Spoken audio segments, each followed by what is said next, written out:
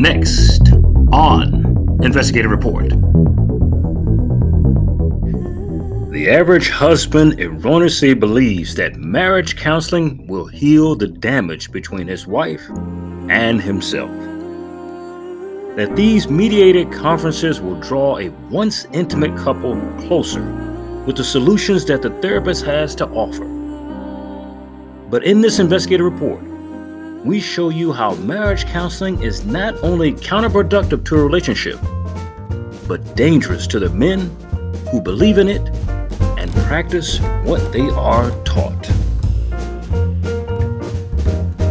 And now, marriage counseling, the biggest scam ever perpetrated against man.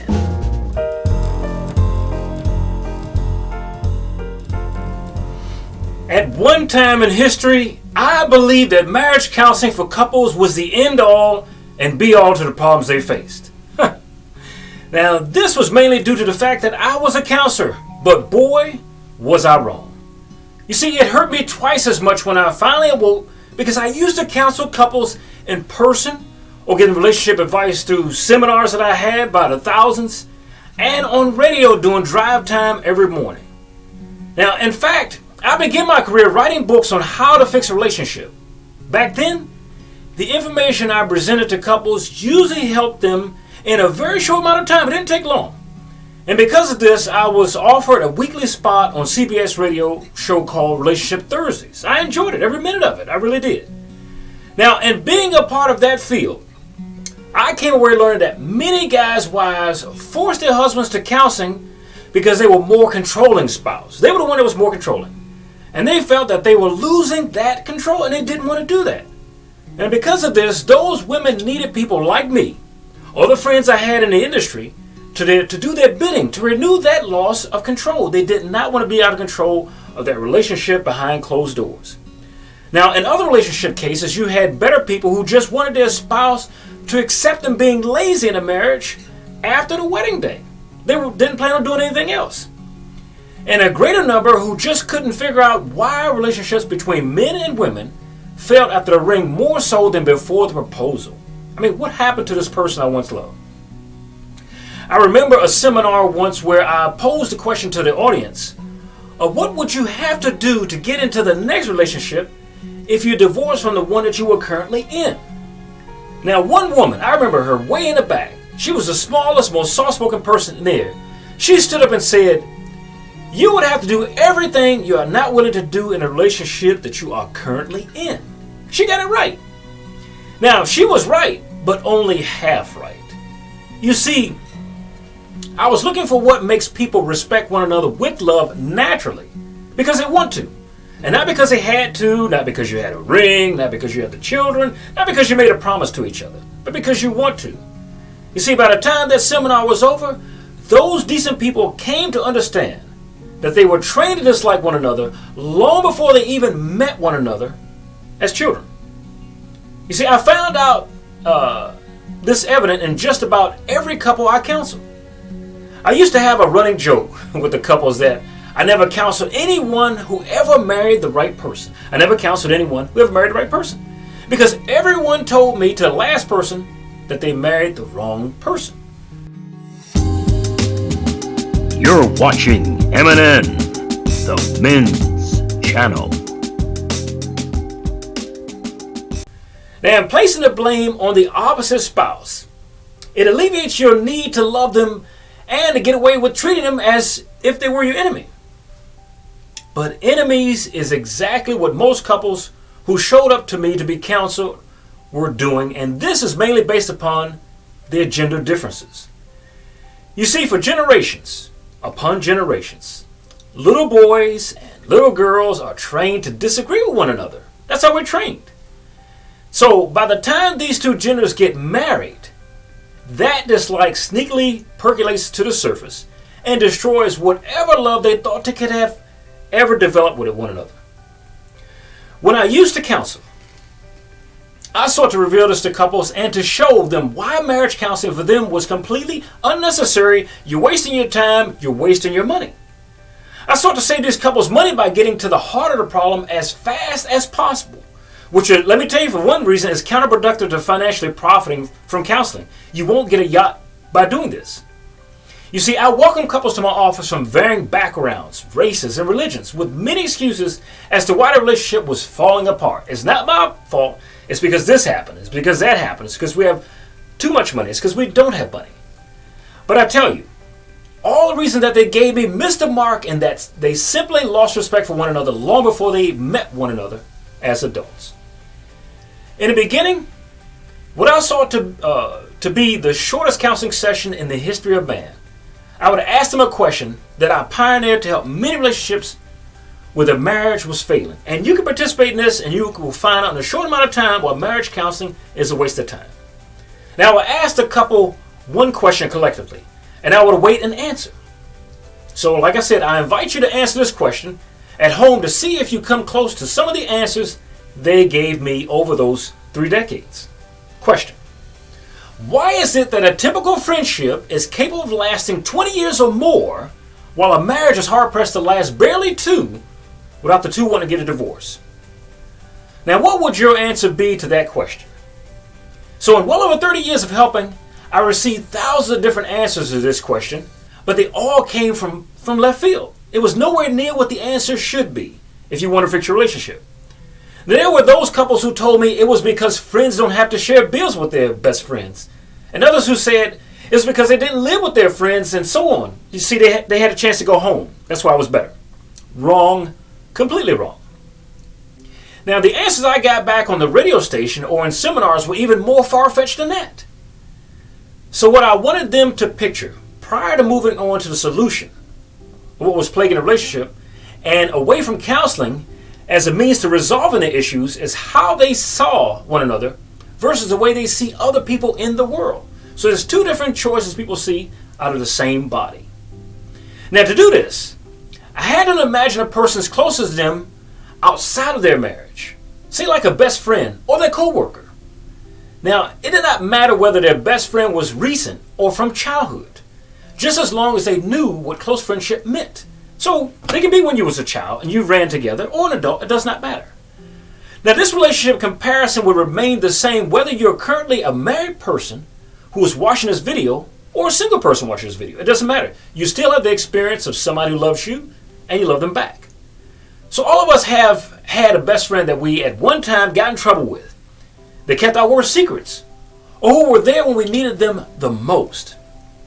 So, if you can remember those fun times you had with that particular person, just as the couples I counseled, then you could go to the solution portion of my private session by asking yourself this one follow-up question.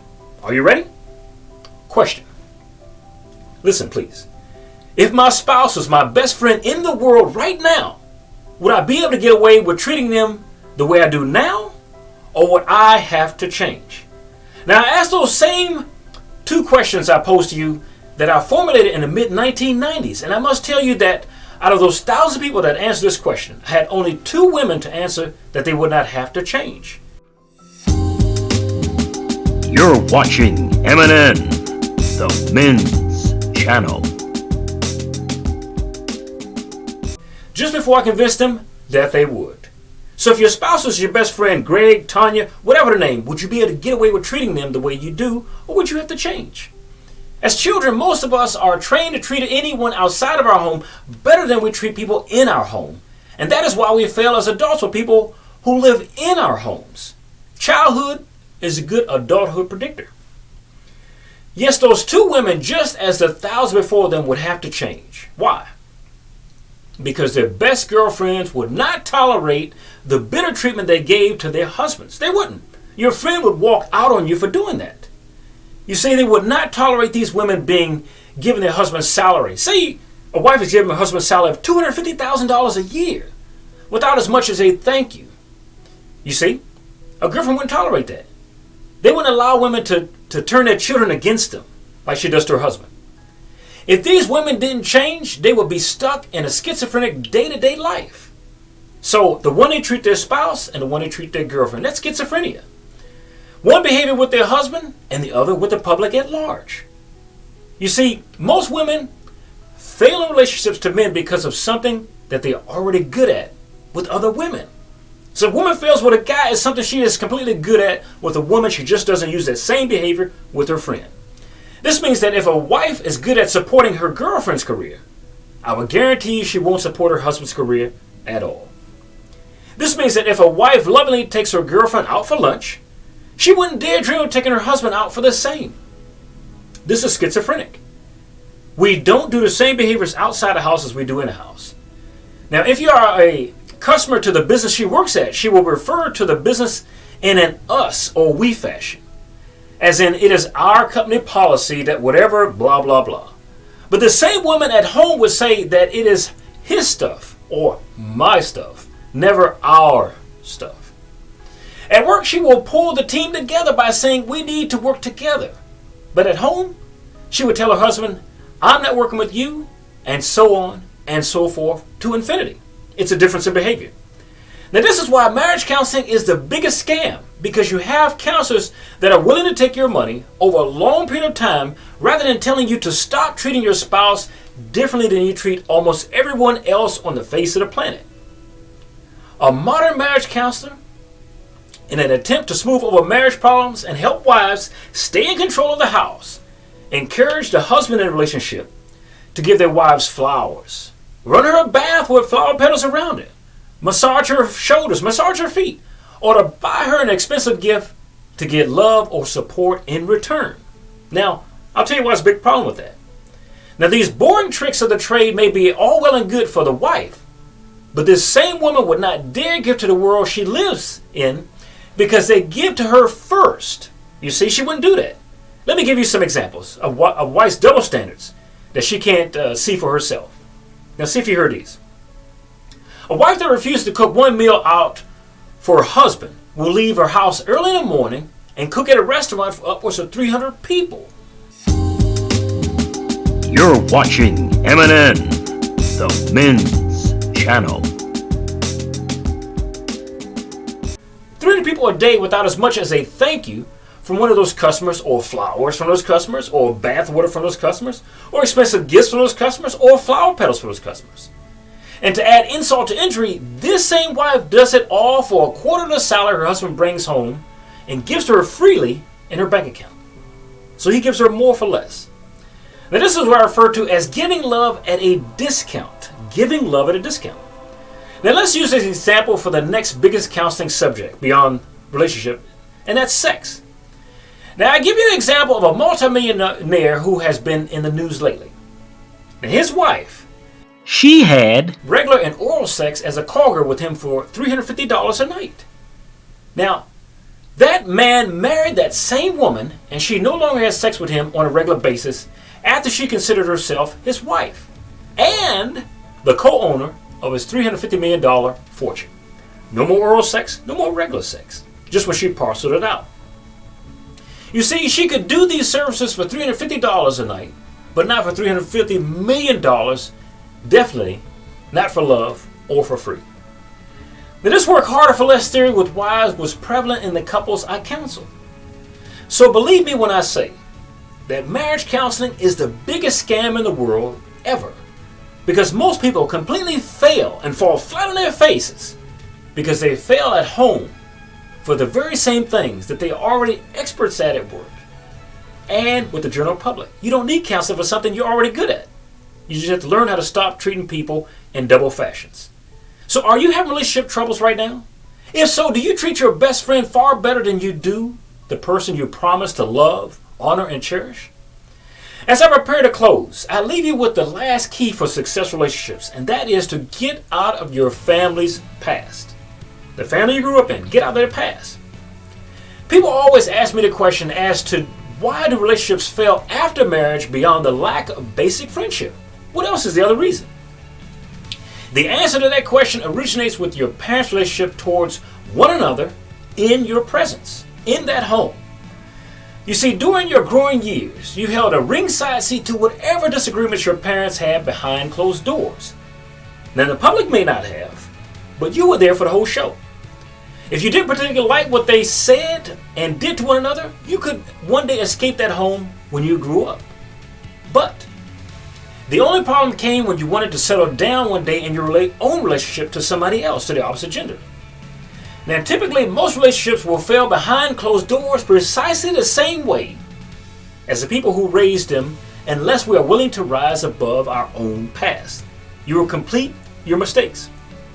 Now, granted, your parents may not have failed in public around friends and neighbors, just like you, but it was behind closed doors where all their problems with the lack of friendship began. The same double-sided behavior that they went to counseling for. Now, when as a young people, we settle down behind the same locked doors as our parents, those same relationships haunts reappear. So remember, it's not as much as going to counseling. A wife doesn't need to go to counseling to learn how to treat her husband the same way that she would not somebody outside the home. For the Men's Channel, this is Charles Rivers. Thank you for joining us this afternoon. We hope to see you again soon.